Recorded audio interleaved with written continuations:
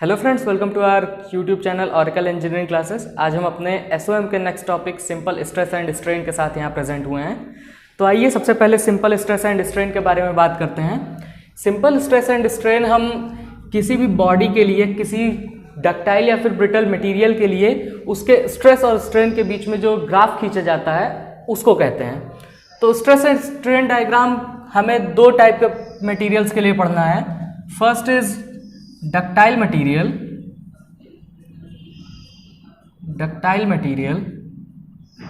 and the second is brittle material। तो सबसे पहले हम डक्टाइल मटेरियल की बात करते हैं। डक्टाइल मटेरियल को अगर हम जनरली बात करें तो ऐसे मटेरियल्स जिनको खींचने पर उनके क्रॉस सेक्शन एरिया में ज़्यादा कमी होती है और उसकी लेंथ में बहुत ज़्यादा वृद्धि होती है, ऐसे मटेरियल्स को हम डक्टाइल मटेरियल कहते हैं। तो इनमें हम सबसे पहले डक्टाइल मटेरियल की बात करते हैं। डक्टाइल मटेरियल हमारे ऐसे मटेरियल होते हैं जिनके ऊपर टेंसाइल स्ट्रेस या टेंसाइल लोड लगाने पर वो अपने क्रॉस सेक्शनल एरिया में बहुत ज़्यादा रिडक्शन या फिर अपने लेंथ में बहुत ज़्यादा इंक्रीमेंट दिखाते हैं। यानी कि डक्टाइल मटेरियल वो मटेरियल्स हैं जिनको अगर किसी टेंसाइल लोड के अंडर में रखा जाए, इन पर कोई टेंसाइल लोड लगाया जाए तो इनके लेंथ में बहुत ही ज़्यादा वृद्धि होती है और साथ ही साथ इसके क्रॉस सेक्शनल एरिया यानी कि ये एरिया, इस एरिया में बहुत ही ज़्यादा कमी होती है। तो यहाँ हम कह सकते हैं कि ductile materials are material which show large reduction in cross sectional area and increase in length under the action of tensile forces. तो अगर हम डक्टाइल मटेरियल के बारे में बात करें या ब्रिटल मटेरियल के बारे में बात करें तो हमें कैसे पता चलेगा कि कोई पदार्थ डक्टाइल है या फिर ब्रिटल है? तो इसके लिए हम बात करते हैं परसेंटेज एलोंगेशन की। परसेंटेज एलोंगेशन क्या होता है? परसेंटेज एलोंगेशन को हम सबसे पहले अपने फॉर्मूले से समझते हैं।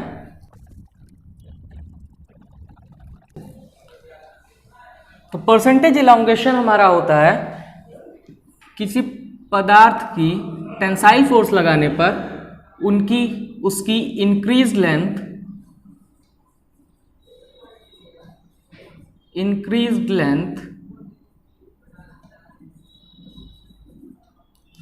Minus initial length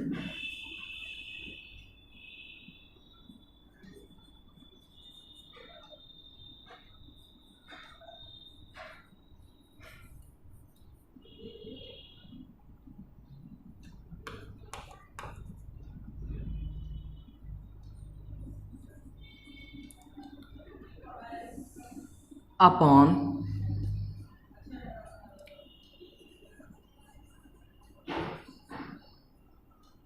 initial length into 100%। या फिर इसको हम कह सकते हैं कि change in length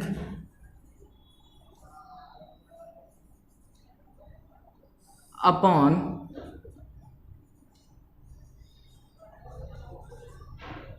initial length into 100।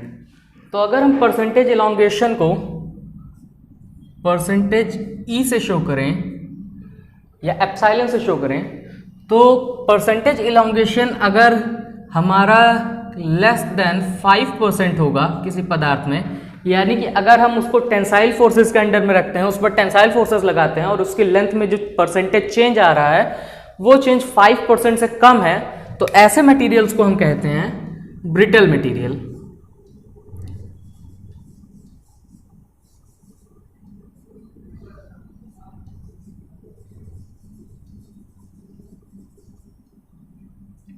Brittle material. और अगर ये हमारा परसेंटेज एलोंगेशन 5% से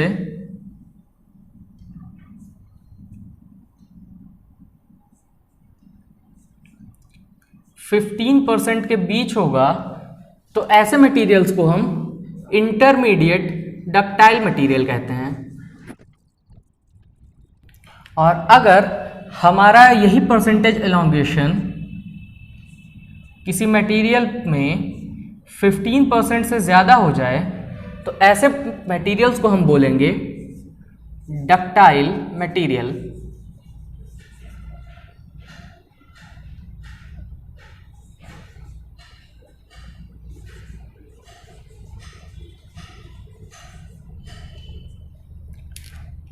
तो अब हम डक्टाइल मटेरियल्स के लिए स्ट्रेस स्ट्रेन डायग्राम की बात करेंगे। तो स्ट्रेस स्ट्रेन डायग्राम को निकालने के लिए हमें सबसे पहले कोई मटेरियल लेना होगा, यानी कि मटेरियल का स्पेसिमेन लेना होगा और उसके ऊपर टेंसाइल फोर्सेस अप्लाई करने होंगे और उसमें कितना एलोंगेशन होता है उसको चेक करना होगा। उसके आधार पर हम बता पाएंगे कि वो डक्टाइल मटेरियल है या ब्रिटल मटेरियल है। फिर उसके आधार पर स्ट्रेस और स्ट्रेन के बीच में जो ग्राफ बन रहा होगा हम उसको प्लॉट करेंगे और उसी को हम स्ट्रेस स्ट्रेन डायग्राम कहते हैं।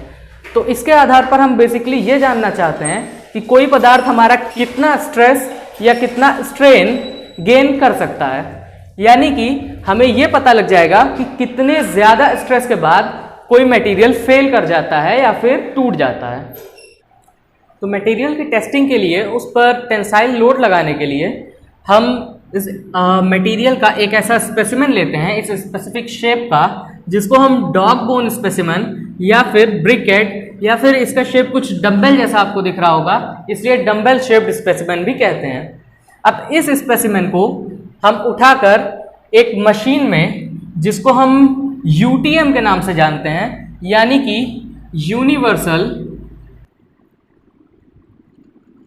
टेस्टिंग मशीन या यूटीएम में फंसा देते हैं। यूटीएम मशीन आपको यहां पर दिखाई दे रही होगी। इस मशीन के जो अपर जॉ और लोअर जॉ होता है, इसके बीच में ये इसका जो बड़ा वाला शेप है, हेड्स जो हैं ये फंस जाते हैं और इन हेड्स को कुछ इस तरह से फंसाकर उसके बाद जॉज पर टेंसाइल लोड अप्लाई किया जाता है। टेंसाइल लोड अप्लाई करने पर जॉज अपने जगह से ऊपर और नीचे की ओर खींचते हैं। तो जब जॉज इस दोनों हेड्स को इस तरह से पुल करते हैं तो इसका जो हमारा एक्चुअल एरिया है, ये हमारा स्पेसिमेन का एक्चुअल एरिया होता है। ये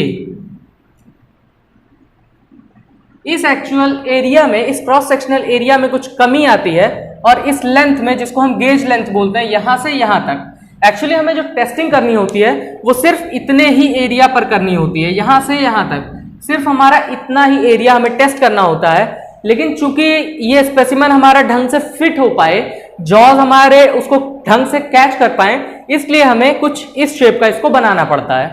तो जब हम इसको यूटीएम में लगाकर पुल करते हैं तो इसकी लेंथ में चेंज आता है और उसी गेज लेंथ में जो इंक्रीज होती है उसको हम नोट करते हैं और उसके आधार पर हम स्ट्रेस स्ट्रेन डायग्राम को प्लॉट करते हैं। तो जब हम बॉडी पर, यानी कि इस स्पेसिमेन पर दो टेंसाइल लोड्स P और P इस तरह से लगाते हैं तो हम देखते हैं कि इसकी लेंथ में कुछ वृद्धि होती है। अब हम देख रहे हैं कि जैसे जैसे हम इसके फोर्स में इंक्रीमेंट करते जा रहे हैं और क्रॉस सेक्शनल एरिया में कमी होती जा रही है, तो हमारे सिग्मा यानी कि स्ट्रेस की वैल्यू उसके साथ साथ उतनी ही बढ़ती जाएगी। तो जैसे जैसे इस पदार्थ में स्ट्रेस की वैल्यू बढ़ती जाएगी, इसके स्ट्रेस का मान, इसके अल्टीमेट स्ट्रेस या सिग्मा यूटी जिसको हम कह सकते हैं, अल्टीमेट टेंसाइल स्ट्रेस की ओर बढ़ता चला जाएगा। और जैसे ही इस सिग्मा यू, इस स्ट्रेस का मान सिग्मा यूटी के बराबर पहुंचेगा या उससे ज्यादा होगा, हमारी ये स्पेसिमेन या हमारा वो मटेरियल वहीं से फेल कर जाएगा या फिर फ्रैक्चर हो जाएगा। तो हम देखते हैं कि सिग्मा की वैल्यू जैसे ही सिग्मा यूटी यानी कि अल्टीमेट टेंसाइल स्ट्रेस से ज्यादा बढ़ती है, उसके बाद वो पदार्थ वहां से फेल कर जाता है। अब फेलियर के अलग अलग क्राइटेरिया होते हैं जिनके बारे में हम पहले डिस्कशन कर चुके हैं कि अगर कोई पदार्थ काम करना बंद कर दे या जो काम हम उससे लेना चाह रहे हैं वो काम ना कर पाए तो उसको हम फेलियर कहते हैं। तो अब जबकि हम बॉडी पर लोड P लगा रहे होंगे तो इसके साथ साथ बॉडी में स्ट्रेस की वैल्यू भी बढ़ती जा रही होगी। अब हम देखते हैं कि बॉडी में स्ट्रेस की वैल्यू जैसे जैसे बढ़ती जाती है, बॉडी की लेंथ में चेंज होता जाता है और एक अल्टीमेट लेवल के बाद बॉडी फेल कर जाती है। इसी सारे स्ट्रेसेस को या किस तरह से ये बढ़ते हैं या घटते हैं, इसको अगर हम एक ग्राफ पर प्लॉट करें तो उस ग्राफ को, उस कर्व को हम कहते हैं स्ट्रेस स्ट्रेन डायग्राम। अब यहां पर हमें देखने वाली बात यह है कि सिग्मा की वैल्यू पी पॉइंट लगाने पर, ए एरिया अगर हमारा घट रहा है पी लोड लगाने पर, तो हम उसको सिग्मा बोलते हैं। लेकिन यहां पर हमारे जो सिग्मा की वैल्यू है वो क्रॉस सेक्शनल एरिया ए को कांस्टेंट मानकर, यानी कि इनिशियल क्रॉस सेक्शनल एरिया के आधार पर निकाली गई है। तो अगर हम स्ट्रेस को उसके इनिशियल क्रॉस सेक्शनल एरिया के आधार पर निकालते हैं तो हमारे सिग्मा की वैल्यू यानी कि स्ट्रेस की वैल्यू भी जो आती है वो हमारी एवरेज स्ट्रेस की वैल्यू मिलती है। और अगर स्ट्रेस की वैल्यू एवरेज मिलती है तो इसको यहां पर हम इंजीनियरिंग स्ट्रेस के नाम से जानते हैं। यानी कि अगर हमारे एरिया की वैल्यू हमने थ्रू आउट, यानी कि पूरे एक्सपेरिमेंट के दौरान हमने इस एरिया को कांस्टेंट माना हुआ है, यानी कि एरिया को इनिशियल एरिया लिया हुआ है, तो हमें जो स्ट्रेस की वैल्यू मिलेगी उसको हम इंजीनियरिंग स्ट्रेस कहेंगे। लेकिन अगर हम ऐसा ना करके मान लेते हैं कि हमारा ये स्पेसिमेन है और इस स्पेसिमेन पर लोड लगाने पर इसकी लेंथ में जैसे जैसे चेंज हो रहा है उसके साथ ही इसके क्रॉस सेक्शनल एरिया में कमी भी हो रही है। इस क्रॉस सेक्शनल एरिया में होने वाली कमी को अगर हम पर्टिकुलर इंस्टेंस पे, इंस्टेंट ऑफ मोमेंट पे, यानी कि किसी एक पर्टिकुलर मोमेंट पे काउंट करें, यानी कि हमें लोड लगाते टाइम शुरू से एंड तक कोई एवरेज स्ट्रेस की वैल्यू ना निकालनी हो, बल्कि किसी पर्टिकुलर इंस्टेंट पर हमें निकालना हो कि उस पर्टिकुलर मोमेंट पर स्ट्रेस की वैल्यू क्या थी, तो उस जगह पर हम एक्चुअल रियल टाइम में उस जगह पर क्रॉस सेक्शनल एरिया घट कर कितना हो गया था, ए की जगह पर वो वैल्यू रखते हैं। और अगर हम ए की उस वैल्यू को पुट करेंगे फॉर्मूला में तो उस स्ट्रेस को हम बोलेंगे सिग्मा टी, या इसको हम लिखते हैं true stress. True stress, true stress और इंजीनियरिंग स्ट्रेस में ये बेसिक सा डिफरेंस है, इसके बारे में थोड़ा डिटेल में इसके आगे पढ़ेंगे। लेकिन फिलहाल कुछ क्वेश्चंस में, कई जगह पर एग्जाम्स में इंजीनियरिंग स्ट्रेस और ट्रू स्ट्रेस के बीच में डिफरेंस पूछ लिया जाता है, इसलिए अभी हमने थोड़ा सा यहां पर डिस्कस कर लिया। तो अब अगर हम डक्टाइल मटेरियल के लिए स्ट्रेस स्ट्रेन डायग्राम की बात करें तो स्ट्रेस स्ट्रेन डायग्राम को खींचने पर हम ये देखते हैं कि जब हम लोड लगाना स्टार्ट करते हैं, यानी कि इनिशियल पॉइंट पर, वहां पर हमारा स्ट्रेस और स्ट्रेन दोनों की वैल्यू जीरो होती है, क्योंकि बॉडी में कोई भी डिफॉर्मेशन नहीं हुआ होता है। ऐसे पॉइंट पर अगर हम स्ट्रेस स्ट्रेन डायग्राम पर पॉइंट की बात करें तो ये हमारा ओरिजिन यानी कि पॉइंट ओ मिलता है। यहाँ पर हमारा स्ट्रेस और स्ट्रेन दोनों की वैल्यू जीरो होगी। इसके बाद अगर हम स्ट्रेस को लगातार बढ़ाते जाएं, यानी कि लोड की वैल्यू लगातार बढ़ाते जाएं, तो हमें एक सर्टेन पॉइंट तक एक स्ट्रेट लाइन ओ ए मिलती है। एक सर्टेन पॉइंट ए तक हमें एक स्ट्रेट लाइन मिलती है। ये स्ट्रेट लाइन हमें बताती है कि यहां तक, पॉइंट ए तक, हमारा स्ट्रेस और स्ट्रेन ये सीधी रेखा में आगे बढ़ते हैं, यानी कि स्ट्रेस स्ट्रेन के डायरेक्टली प्रोपोर्शनल होता है। तो हम देखते हैं कि पॉइंट ओ से लेकर ए तक जो हमारी लाइन है वहां पर sigma directly proportional to epsilon, यानी कि स्ट्रेन के डायरेक्टली प्रोपोर्शनल होता है। और हमारा जो पॉइंट ए है, इस पॉइंट को हम बोलते हैं लिमिट ऑफ प्रोपोर्शनैलिटी। ये हमारा ए पॉइंट जो होगा इसको हम बोलेंगे लिमिट ऑफ प्रोपोर्शनैलिटी। अब अगर इस लिमिट ऑफ प्रोपोर्शनैलिटी यानी कि पॉइंट ए से ज्यादा हम इससे ज्यादा लोड बढ़ाने की कोशिश करेंगे तो हमें कुछ आगे तक जाने पर एक पॉइंट बी मिलता है। यह हमारा पॉइंट बी। अब ए से बी तक हमारा सिग्मा यानी कि स्ट्रेस स्ट्रेन के डायरेक्टली प्रोपोर्शनल नहीं होगा, बल्कि कुछ डिफ्लेक्ट होगा, यानी कि ये स्ट्रेट लाइन नहीं बल्कि हल्का सा झुकी हुई होगी। और हमारा पॉइंट बी जो हमें मिलता है, इस पॉइंट बी को हम डायरेक्ट बोलते हैं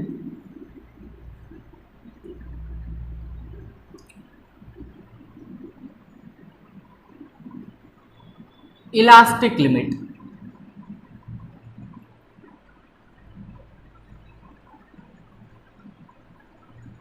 पॉइंट बी हमारा इलास्टिक लिमिट कहलाता है, यानी कि पॉइंट बी तक हमारा जो मटेरियल होगा इसमें स्ट्रेन जब डेवलप होगा, उसके बाद जब हम उस पर से लोड हटा देंगे तो बॉडी पूरी तरह से अपने शेप में वापस आनी स्टार्ट हो जाएगी।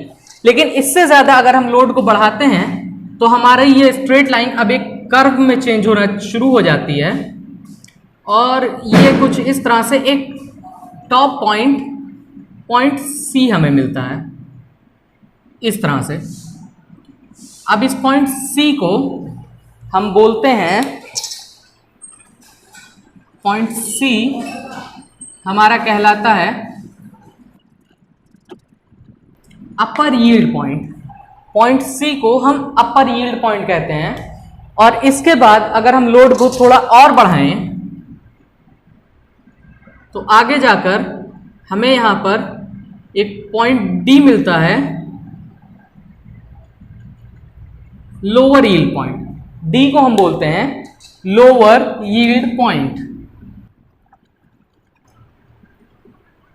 अब यहां पे हम पॉइंट बी से पॉइंट सी और सी से डी तक का डिस्कशन कर लें पहले, कि पॉइंट बी से सी तक क्या होता है और सी से डी तक क्या होता है और यील्ड क्या है, यील्ड पॉइंट क्या है, इसके बारे में डिस्कशन करते हैं। तो हम यहां पर देखते हैं कि पॉइंट बी से सी तक जब हम स्ट्रेस की वैल्यू को बढ़ाते हैं तो यहां से हमारा बॉडी में कुछ डिफॉर्मेशन स्टार्ट हो जाता है, यानी कि अगर हम बॉडी को स्ट्रेस लगाएंगे तो उसको छोड़ने पर, लोड हटाने पर बॉडी पूरी तरह से अपने इनिशियल शेप में वापस नहीं आएगी, बल्कि उसमें कुछ ना कुछ परमानेंट रप्चर या परमानेंट डिफॉर्मेशन रह जाएगा। ऐसे केस में यहां पर फेलियर स्टार्ट हो जाएगा और यहीं पर यह हमारा स्ट्रेट लाइन एक कर्व में बदलनी स्टार्ट हो जाएगी। अब यील्डिंग क्या होती है, हम सबसे पहले एक यील्डिंग को समझ लेते हैं। तो हम देखते हैं कि कोई मटेरियल अगर हमारे पास है तो इसमें जो इसके एटम्स होंगे या मॉलिक्यूल्स होंगे वो कुछ इस तरह से एक रेगुलर शेप में अरेंज्ड होंगे और इन सभी एटम्स के बीच में या मॉलिक्यूल्स के बीच में अट्रैक्शन फोर्स लग रहा होगा जो इनको आपस में एक दूसरे की ओर अट्रैक्ट कर रहा होगा और एक स्टेबल पोजीशन में बांध कर रखा होगा। अब चूंकि हम बॉडी को टेंसाइल लोड लगाकर उसको खींचते जा रहे हैं तो उसके मॉलिक्यूल्स के बीच में स्पेसिंग बढ़ती चली जाती है और इसके बीच का गैप कुछ ज्यादा बढ़ जाता है। मान लेते हैं कि ये मॉलिक्यूल्स अब थोड़ी दूर आ गए हैं। हमने डायग्राम के हिसाब से इसको बनाया इसलिए कुछ ज्यादा दूर दिख रहा है, रियलिटी में मॉलिक्यूल्स कुछ बहुत ही कम स्पेसिंग में होते हैं, लेकिन उनके बीच की स्पेसिंग बढ़ जाने की वजह से अब इनके बीच का अट्रैक्शन जो होगा वो घटना स्टार्ट हो जाएगा। अब यही एग्जैक्टली वो पॉइंट है, पॉइंट सी, जहां पर इनके बीच की स्पेसिंग इतनी ज्यादा बढ़ जाती है कि इनके बीच का अट्रैक्शन कम हो जाता है। और अगर इनके बीच का अट्रैक्शन कम हो जाएगा तो हम जानते हैं कि लोड लगाने पर जो स्ट्रेस डेवलप होता है वो स्ट्रेस हमारा इंटरनल रेजिस्टिंग फोर्स की वजह से डेवलप होता है। और अगर इन दोनों मॉलिक्यूल्स के बीच में हमारा इंटरमॉलिक्यूलर अट्रैक्शन कम हो जाएगा तो सीधी सी बात है कि हमारी स्ट्रेस की वैल्यू भी घटना स्टार्ट हो जाएगी। तो हम यहां पर देखते हैं, चूंकि हमने लोड P लगाया हुआ है, हमारा P लोड परमानेंट है। हमने जो एक्सटर्नल लोड अप्लाई किया हुआ है P, वो P लोड हमारा परमानेंट है। तो अगर हम P लोड ही लगाते चले जाएं लेकिन इनके बीच की स्पेसिंग बढ़ जाती है तो पॉइंट C पर हम देखते हैं कि पॉइंट C के बाद से C हमारा ऐसा पॉइंट है जहां पर इन दोनों के बीच की स्पेसिंग इतनी बढ़ गई है कि इनके बीच का अट्रैक्शन कम होना स्टार्ट हो गया है। तो पॉइंट C पर हम देखेंगे कि अब पॉइंट C से ज्यादा अगर हम P लोड को अप्लाई करते हैं तो चूंकि अट्रैक्शन कम हो चुका है तो इंटरमॉलिक्यूलर फोर्स घट जाता है, यानी कि sigma equals P by A में हमारा इंटरमॉलिक्यूलर फोर्स घट जाएगा, लेकिन P की वैल्यू वही रहेगी तो हमारा सिग्मा की वैल्यू घट जाएगी।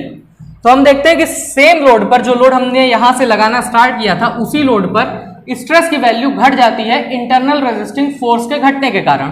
तो अगर इंटरनल रेजिस्टिंग फोर्स घटेगा तो सेम चीज के लिए हमारे स्ट्रेस की वैल्यू घटती चली जाएगी और बॉडी कुछ दूर तक लगातार डिफॉर्म होती रहेगी अपने आप, उसमें अपने आप स्ट्रेन आता रहेगा।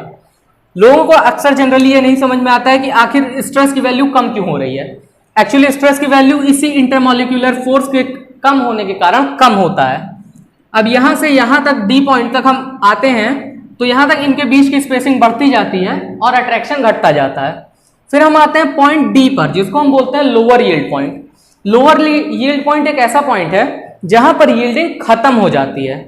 अब यील्डिंग खत्म होने का क्या मतलब है, हम उसी मॉलिक्यूल के स्ट्रक्चर को अगर हम फिर से देखें तो हम देखते हैं कि इनके बीच की स्पेसिंग जो है वो फोर्स लगाने पर बढ़ती जाती है। लेकिन हम चाहे जितना अजम्पशंस मान लें कि बॉडी हमारी आइसोट्रॉपिक होनी चाहिए और यूनिफॉर्म होनी चाहिए, लेकिन कभी भी कोई भी मटेरियल हमारा पूरी तरह से यूनिफॉर्म या पूरी तरह से आइसोट्रॉपिक नहीं हो सकता है। यानी कि इसके एटम्स के बीच में जो स्पेसिंग आएगी फोर्स लगाने पर, वो हो सकता है कुछ जगह पर ऐसी हो, कुछ जगह पर थोड़ा कम हो, कुछ जगह पर हो सकता है और ज़्यादा हो। तो हम देखते हैं कि इनके बीच में एक्चुअली जो स्पेसिंग आती है वो कॉन्टिन्यूअस ना होकर डिसकॉन्टिन्यूअस होती है, यानी कि ये सेम स्पेसिंग सेम दूरी पर ना रहकर एक दूसरे से पैरेलल ना होकर बल्कि एक दूसरे से थोड़ा हटकर होते हैं। अब ऐसी सिचुएशन में इनके बीच का जो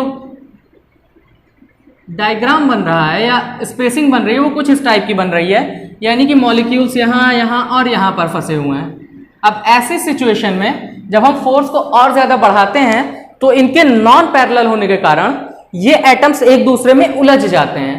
यानी कि इनके बीच में फोर्स बढ़ाते जाने पर, स्पेसिंग बढ़ाते जाने पर ये एक अगर पैरेलल होते तब तो खींचते चले जाते, लेकिन इनके नॉन यूनिफॉर्म होने के कारण या अनआइसोट्रॉपिक होने के कारण ये एक दूसरे के बीच में ये मॉलिक्यूल्स जो होंगे वो आपस में उलझ जाएंगे, और मॉलिक्यूल्स के आपस में उलझ जाने के कारण अब यहां पर स्टेबिलिटी आ जाती है, यानी कि डिफॉर्मेशन की वैल्यू लगातार बढ़ते रहने के कारण और स्ट्रेस की वैल्यू जो लगातार घट रही थी वो अब रुक जाती है।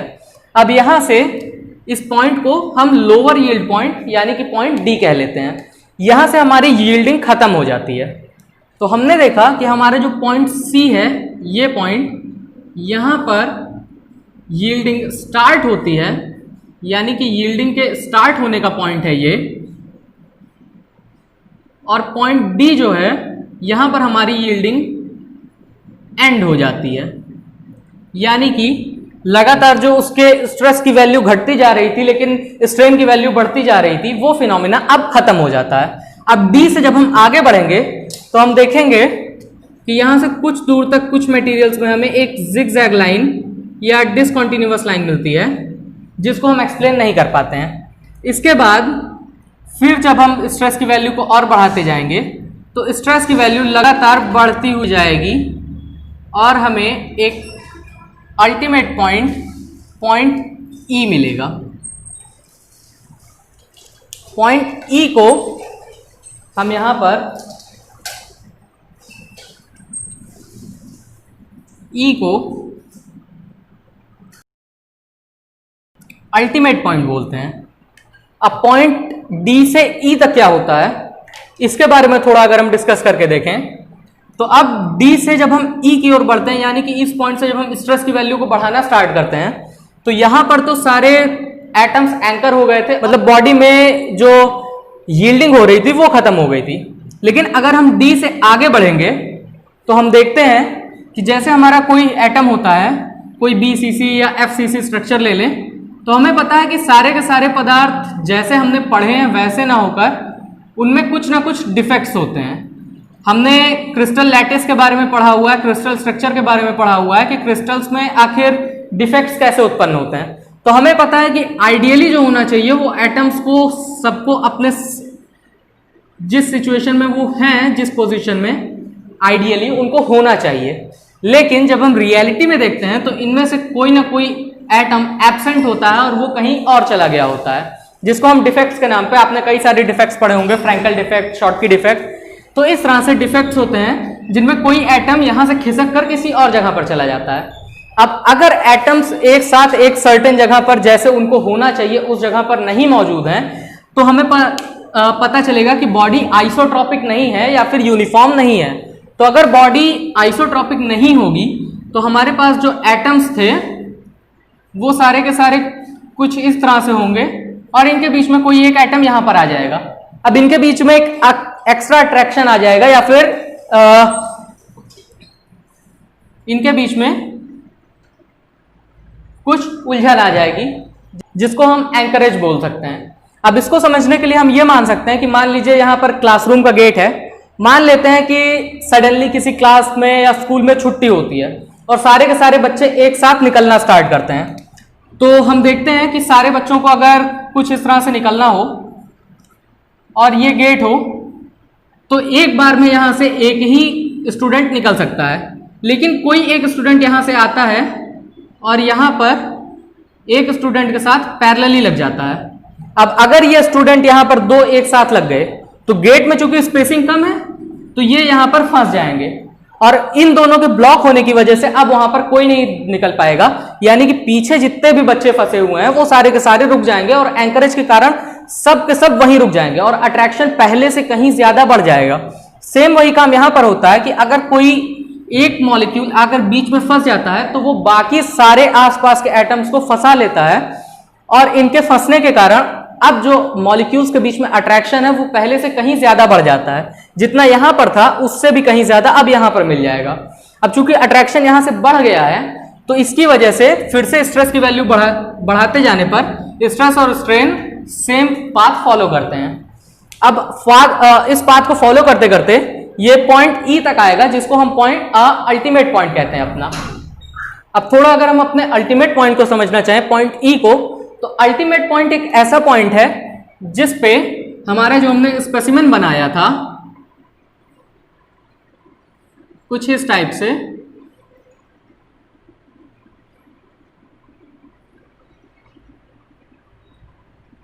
इस स्पेसिमेन के किसी एक सर्टेन पॉइंट पर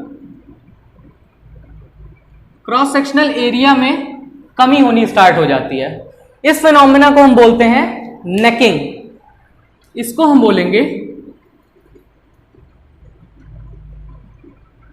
नेकिंग। तो पॉइंट ई पर यानी कि अल्टीमेट पॉइंट पर क्रॉस सेक्शनल एरिया में कहीं से किसी एक पॉइंट से लगातार कमी होनी स्टार्ट हो जाती है, जिसको हम नेकिंग बोलते हैं। और जब नेकिंग स्टार्ट हो जाती है तो चूंकि क्रॉस सेक्शनल एरिया लगातार घटता जा रहा है लेकिन फोर्स उतना ही अप्लाइड है, तो हमारे स्ट्रेस की वैल्यू फिर से घटनी स्टार्ट हो जाएगी। और जैसे जैसे ये स्ट्रेस की वैल्यू घटनी स्टार्ट हो जाएगी, ये एरिया घटता चला जाएगा और ये ग्राफ थोड़ा नीचे जाते हुए कोई एक ऐसा पॉइंट आएगा एफ, जहां पर ये हमारा मटेरियल फेल कर जाएगा या फ्रैक्चर हो जाएगा। अब यहां से ये बॉडी यहां से टूट जाती है। इस पॉइंट एफ को हम फ्रैक्चर पॉइंट बोलते हैं। एफ को हम फ्रैक्चर पॉइंट बोलते हैं, यानी कि पॉइंट एफ पर बॉडी हमारी टूट जाएगी, वहां से अलग हो जाएगी। तो इस तरह से हमने डक्टाइल मटेरियल्स के लिए स्ट्रेस स्ट्रेन डायग्राम को समझा। इसके सारे पार्ट्स को, सारे पॉइंट्स को एक बार फिर से समझ लेते हैं। तो जब O से A तक हम बढ़ते हैं तो यहां पर हमें एक स्ट्रेट लाइन मिलती है और पॉइंट A तक हमारा स्ट्रेस जो होता है वो स्ट्रेन के डायरेक्टली प्रोपोर्शनल होता है, इसलिए यहां पर हमें एक स्ट्रेट लाइन मिलती है पॉइंट A तक। पॉइंट A के बाद जब हम और आगे बढ़ेंगे तो हमारा स्ट्रेस और स्ट्रेन एक दूसरे के प्रोपोर्शनल नहीं होगा, इसलिए ग्राफ हल्का सा झुकना स्टार्ट हो जाएगा, एक हल्का सा कर्व लेना स्टार्ट करेगा। अब पॉइंट A को जहां से ये कर्व लेना स्टार्ट करता है यहाँ की, यानी कि जिसके बाद से स्ट्रेस स्ट्रेन का डायरेक्टली प्रोपोर्शनल नहीं होता है, उस पॉइंट को हम बोलते हैं लिमिट ऑफ प्रोपोर्शनैलिटी। यहां से पॉइंट B तक हम जाते हैं तो ये हल्का सा कर्व होना स्टार्ट ही होगा और पॉइंट B तक हम पहुंचेंगे। पॉइंट B तक ऐसा पॉइंट है हमारा जहां से अगर हम इसके आगे और स्ट्रेस को बढ़ाते हैं तो अब बॉडी जो है वो हमारी फुल्ली इलास्टिक नहीं रह जाती है, यानी कि इससे ज्यादा अगर हम बॉडी को और स्ट्रेस देंगे तो बॉडी पर लोड हटाने के बाद, जितना लोड लगा हुआ वो लोड हटाने के बाद जितना उसमें डिफॉर्मेशन हुआ है वो खत्म होकर बॉडी पूरी तरह से अपने इनिशियल स्टेज में नहीं आएगी, बल्कि कुछ ना कुछ कमी रह जाएगी। तो A से B तक हमारा स्ट्रेस और स्ट्रेन डायरेक्टली एक दूसरे के प्रोपोर्शनल नहीं होते। पॉइंट B हमारा लिमिट ऑफ इलास्टिसिटी होता है या इलास्टिक लिमिट होता है। इस पॉइंट के आगे से बॉडी हमारी फुल्ली इलास्टिक नहीं रह जाती है, यानी कि उसमें कुछ ना कुछ परमानेंट डिफॉर्मेशन रह जाता है। पॉइंट B से C तक जब जाएंगे तो हमारा कुछ ना कुछ डिफॉर्मेशन होता रहेगा और पॉइंट C पर जब हम पहुंचेंगे तो पॉइंट C हमारा अपर यील्ड पॉइंट होता है, यानी कि पॉइंट C के बाद से यील्डिंग स्टार्ट होती है। यील्डिंग क्या होती है उसके बारे में मैं पहले बता चुका हूं कि यील्ड का मतलब होता है गेन करना। अगर हम सिंपली यील्ड की बात करें तो यील्ड का मतलब है गेन करना, यानी कि C से जब हम और D तक बढ़ेंगे, यानी कि और आगे C से जब हम जाएंगे तो इसका मतलब है कि बॉडी अपनी लेंथ गेन करेगी, लेंथ उसकी बढ़ती जाएगी और परमानेंट डिफॉर्मेशन उसमें रहता जाएगा। तो सी से एक यील्डिंग स्टार्ट होती है और सी से पॉइंट डी तक यील्डिंग होती रहती है। सी को हम अपर यील्ड पॉइंट, डी को लोअर यील्ड पॉइंट बोलेंगे और डी के बाद से जब हम फिर से लोड बढ़ाएंगे तो यहाँ पर एंकरेज के कारण लगातार स्ट्रेस की वैल्यू फिर से बढ़ती जाएगी और पॉइंट ई तक हम पहुंचते हैं, जिसको हम बोलते हैं अल्टीमेट पॉइंट। अल्टीमेट पॉइंट पर हमारी बॉडी के अंदर नेकिंग स्टार्ट हो जाती है और इसके बाद से उसका एरिया किसी एक सर्टेन पॉइंट से घटना स्टार्ट हो जाएगा और अगर हम स्ट्रेस को लगातार अब भी बढ़ाते रहें तो कोई एक ऐसा पॉइंट एफ आता है जहां पर बॉडी फ्रैक्चर कर जाती है। तो हम ये देखते हैं कि कोई डक्टाइल बॉडी फेल होने के पहले, यानी कि यहां से यहां तक जाने के पहले हमें कई सारे हिंट देती है, यानी कि लगातार बढ़ती जाएगी, फिर लगातार उसमें गेन होता जाएगा, लेंथ बढ़ती जाएगी और बाद में फेल होगी। यानी कि वो फेल होने के पहले हमें बहुत टाइम देती है, बहुत हिंट देती है, ये बताती है कि उसको फेल होने के लिए अभी टाइम है। तो यहां पर पॉइंट ई जो है हमारा, ये पॉइंट, इससे संबंधित यहां पर जो हमें स्ट्रेस की वैल्यू मिलती है, यानी कि अल्टीमेट पॉइंट के लिए जो स्ट्रेस की वैल्यू होती है, ये पॉइंट, इसको हम अल्टीमेट स्ट्रेस यानी कि sigma UT, ultimate tensile stress के नाम से जानते हैं और इसी स्ट्रेंथ को एसयूटी यानी कि अल्टीमेट टेंसाइल स्ट्रेंथ के नाम से जानते हैं, जिसके बारे में हमने शुरुआत में जिक्र किया था कि अगर इंड्यूस्ड स्ट्रेस की वैल्यू इस स्ट्रेस से ज़्यादा हो जाती है, अल्टीमेट टेंसाइल स्ट्रेस से ज़्यादा हो जाती है, तो मटेरियल हमारा जो होगा वहाँ से फेल कर जाएगा या उसमें फ्रैक्चर हो जाएगा। तो इस पॉइंट को, ई पॉइंट को हम अल्टीमेट पॉइंट कहते हैं। इसके आगे अब यहाँ से जब हम आगे बढ़ेंगे तो यहाँ से नेकिंग स्टार्ट होगी और पदार्थ फेल कर जाएगा। पॉइंट एफ को हम फ्रैक्चर पॉइंट कहते हैं। इसके बाद हम पॉइंट सी की बात करते हैं। पॉइंट सी और पॉइंट डी जो है हमारे, इनको हम अपर यील्ड पॉइंट और लोअर यील्ड पॉइंट कहते हैं। तो अगर हम यहाँ से रिलेटेड स्ट्रेस की बात करें तो पॉइंट सी से रिलेटेड जो हमारे स्ट्रेस की वैल्यू आएगी, ये पॉइंट, और पॉइंट डी के लिए ये पॉइंट। तो हमें दो यील्ड स्ट्रेंथ की वैल्यू या दो यील्ड स्ट्रेसेस की वैल्यू मिलती है, जिसको हम अपर यील्ड स्ट्रेस और लोअर यील्ड स्ट्रेस बोल सकते हैं। अब हमारे जो अपर यील्ड स्ट्रेस और लोअर यील्ड स्ट्रेस हैं, तो ये पॉइंट सी और पॉइंट डी जो है हमारे, इन्हीं को हम फेलियर क्राइटेरिया मानेंगे, क्योंकि यहाँ पॉइंट सी यानी कि जहाँ से यील्डिंग स्टार्ट होती है, एक्चुअली यहीं से परमानेंट डिफॉर्मेशन आना स्टार्ट होता है बॉडी में। तो अगर यहाँ से परमानेंट डिफॉर्मेशन आना स्टार्ट होगा, यानी कि हमें बॉडी जिस चीज़ के लिए हमने डिज़ाइन की है वो काम पूरा नहीं कर पाएगी। मान लेते हैं उसको हमें एक बीम की तरह यूज़ किया हुआ है, तो अगर हम बीम की तरह यूज़ करते हैं और उस पर लोड आने पर अगर वो झुकती है और फिर लोड हटाने पर वापस अपने शेप में आ जाती है, तो इसका मतलब कि वो यहाँ कहीं तक है और उसमें परमानेंट डिफॉर्मेशन नहीं आ रहा है, मतलब वो अपना काम कर रही है। लेकिन अगर यील्डिंग पॉइंट के आगे बढ़ जाती है तो इसका मतलब है कि अब लोड लगाने पर अगर बॉडी झुकती है तो फिर पूरा गेन नहीं कर पाएगी, कुछ ना कुछ ऊपर रह जाएगी, कुछ ना कुछ झुकी हुई रहेगी, यानी कि बॉडी यहाँ पर फेल कर जाएगी। तो इसी को हम फेलियर क्राइटेरिया कहेंगे। तो हमें यह देखना है कि पॉइंट सी और पॉइंट डी, यानी कि हमें जो यील्ड स्ट्रेसेस की दो वैल्यू मिल रही है, इनमें से हम किसको फेलियर क्राइटेरिया मानेंगे। क्योंकि यील्ड स्ट्रेस ही तो हमारा फेलियर क्राइटेरिया है, ये तो हम कह सकते हैं कि यील्ड स्ट्रेस ही हमारा फेलियर क्राइटेरिया होगा। लेकिन इनमें से अपर यील्ड स्ट्रेस को कहेंगे या फिर लोअर यील्ड स्ट्रेस को। तो जनरली देखा जाए तो हमें लोड लगाते जाने पे पहले हमें अपर यील्ड पॉइंट मिलता है, बाद में लोअर यील्ड पॉइंट मिलता है। तो इसके हिसाब से तो पॉइंट सी को ही हमें फेलियर क्राइटेरिया ले लेना चाहिए। लेकिन एक्चुअली जब हम अगर इस डायग्राम को आप थोड़ा सा पलट कर देखें तो आपको कुछ यूं दिखेगा, यानी कि पॉइंट सी के लिए जो स्ट्रेस की वैल्यू है वो कुछ ज्यादा होगी पॉइंट डी के लिए स्ट्रेस से। यानी कि पॉइंट डी का जो स्ट्रेस है, इससे चाहे ज्यादा जो भी वैल्यू होगी स्ट्रेस की, उस पर परमानेंट डिफॉर्मेशन आता रहेगा और जो मिनिमम स्ट्रेस की वैल्यू है, लोड की जो मिनिमम वैल्यू है, वो हमें पॉइंट डी मिलती है। यानी कि हम जहां पे मिनिमम स्ट्रेस हमें मिलता है, यानी कि लोअर यील्ड पॉइंट, इसको हम अपना फेलियर क्राइटेरिया मानेंगे और यील्ड स्ट्रेस हम लोअर यील्ड पॉइंट को लेते हैं। अब हमारे पास बहुत से ऐसे मटेरियल होते हैं जिनमें हमारा ये पॉइंट सी और पॉइंट डी, यानी कि अपर यील्ड पॉइंट और लोअर यील्ड पॉइंट बहुत ही क्लियरली नहीं दिखाई देता है। मतलब यहां पर जनरली हमने डायग्राम बनाने के लिए इनको काफी दूर बना दिया है, लेकिन बहुत से ऐसे मटेरियल होते हैं जिनमें पॉइंट सी और पॉइंट डी इतने करीब होते हैं कि उनके बीच में डिफरेंशिएट कर पाना मुश्किल होता है। हम ये नहीं बता पाएंगे कि पॉइंट सी और पॉइंट डी अलग अलग कहां पर हैं। तो ऐसे मटेरियल्स के लिए जहां पर पॉइंट सी और पॉइंट डी के बीच में डिफरेंशिएट कर पाना मुश्किल होता है, वहां पे हम कैसे अपना यील्ड स्ट्रेस यानी कि फेलियर क्राइटेरिया को लेंगे, फिर यील्ड स्ट्रेस की वैल्यू को कैसे कैलकुलेट करेंगे, उसके लिए दूसरा मेथड है।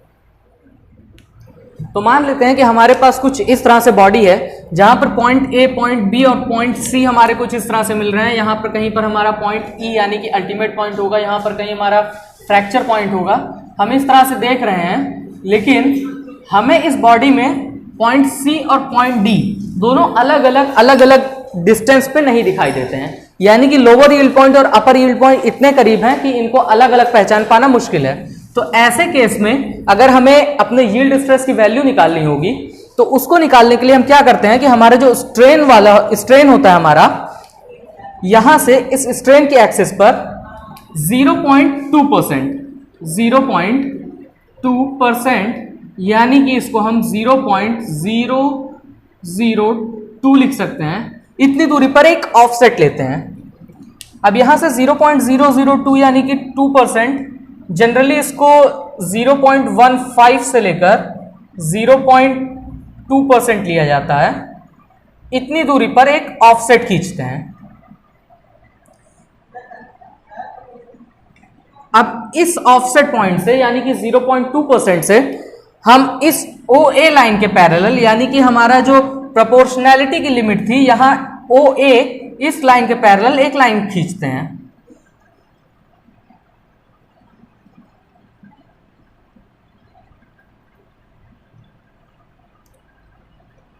और ये OA लाइन के पैरेलल लाइन ये जहां पर कट करेगी, इसी पॉइंट को हम C या D यानी कि अपना यील्ड स्ट्रेस कह देंगे। और यहां से रिलेटेड जो पॉइंट हमारा स्ट्रेस की वैल्यू देगा,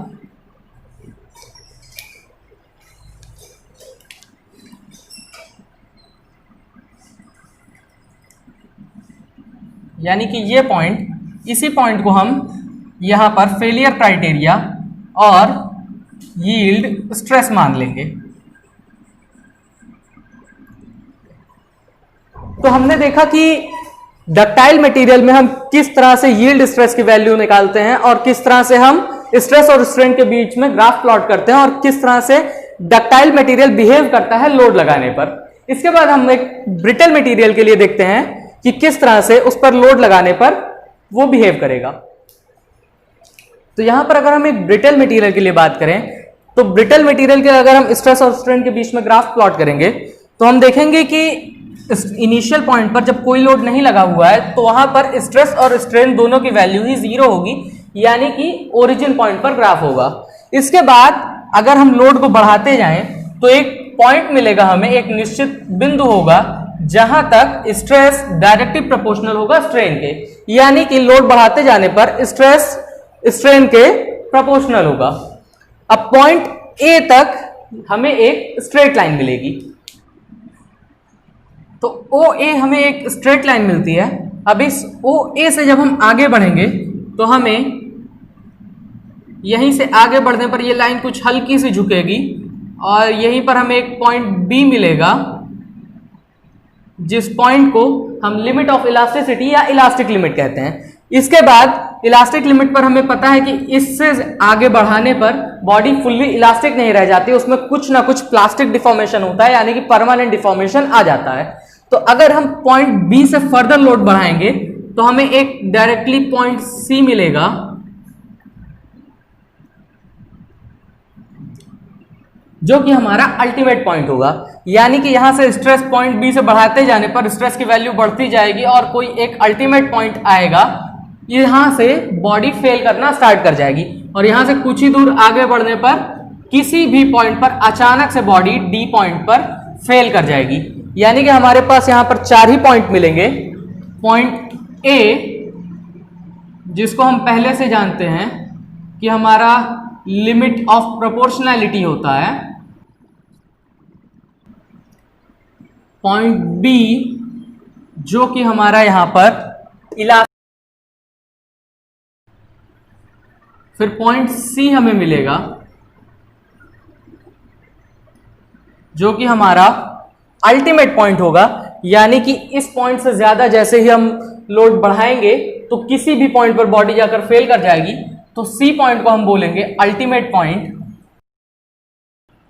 और लास्टली हमें पॉइंट डी मिलेगा जहां पे कहीं पर भी बॉडी फेल कर जाएगी, यानी कि बॉडी का ये होगा फ्रैक्चर पॉइंट। तो इस तरह से हमने किसी ब्रिटल मटेरियल के लिए देखा, किसी ब्रिटल मटेरियल पे जगह अगर हम लोड बढ़ाते जाते हैं तो हमने देखा कि धीरे धीरे इसका लोड बढ़ेगा और ये पॉइंट बी यानी कि इलास्टिक लिमिट के बाद डायरेक्ट अपने अल्टीमेट लिमिट पे पहुंचेगा, यानी कि इसके बीच में ये कहीं पर भी कोई हिंट नहीं देगा या इसके लेंथ में कुछ ऐसे खास चेंजेस नहीं होंगे या फिर कोई वार्निंग नहीं होगी फेल होने के पहले, और अल्टीमेट पॉइंट के बाद ये कहीं पर भी फेल कर जाएगा। जबकि हमने इलास्टिक मटेरियल में क्या देखा था कि इलास्टिक मटेरियल फेल होने के पहले काफी ज्यादा हिंट देते हैं, काफी ज्यादा उसके क्रॉस सेक्शन में कमी होती है और लेंथ में काफी ज्यादा इंक्रीमेंट होता है।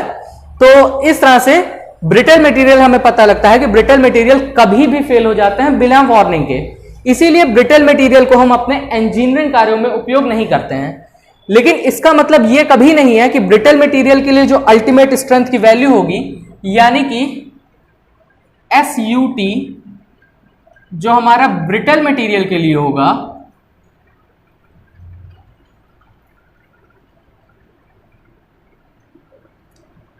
वो लेस देन SUT यानी कि ultimate tensile strength of ductile material.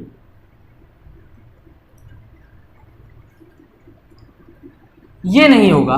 मतलब हम कहना क्या चाह रहे हैं कि जो उसका परिमाण होगा, यानी कि मैग्नीट्यूड जो होगा, यानी कि इसका अल्टीमेट टेंसाइल स्ट्रेस की जो ब्रिटल मटेरियल के लिए मैग्नीट्यूड होगा और डक्टाइल मटेरियल के लिए मैग्नीट्यूड होगा, वो ब्रिटल मटेरियल के लिए एक्चुअली ज्यादा होगा।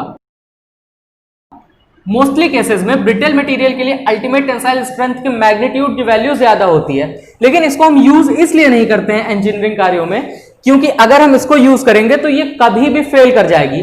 मान लीजिए आपने कोई बीम बनाई या कोई मशीन बनाई, तो ब्रिटल मटेरियल की अगर आप बना देते हैं तो उसमें प्रॉब्लम क्या होगी कि कहीं पर भी उसके लेंथ में कोई चेंजेस नहीं होंगे, आपको कोई हिंट नहीं मिलेगा और कभी भी वो अचानक से फेल कर जाएगी।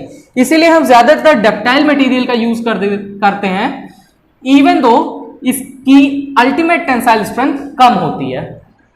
तो आज के लेक्चर में हमने डक्टाइल मटेरियल और ब्रिटल मटेरियल के लिए स्ट्रेस स्ट्रेन डायग्राम की बात की। अपने नेक्स्ट लेक्चर में हम इंजीनियरिंग प्रॉपर्टीज के बारे में बात करेंगे, मैकेनिकल प्रॉपर्टीज के बारे में बात करेंगे किसी मटेरियल के। तब तक के लिए हमारे चैनल को लाइक, शेयर एंड सब्सक्राइब करें। और अगर आपको कोई क्वेरी है हमारे टॉपिक से रिलेटेड या फिर कोई सजेशंस हैं तो आप नीचे कमेंट बॉक्स में या फिर डिस्क्रिप्शन में हमारी फेसबुक पेज की लिंक दी हुई है, वहां पर हमसे कांटेक्ट कर सकते हैं। Thank you.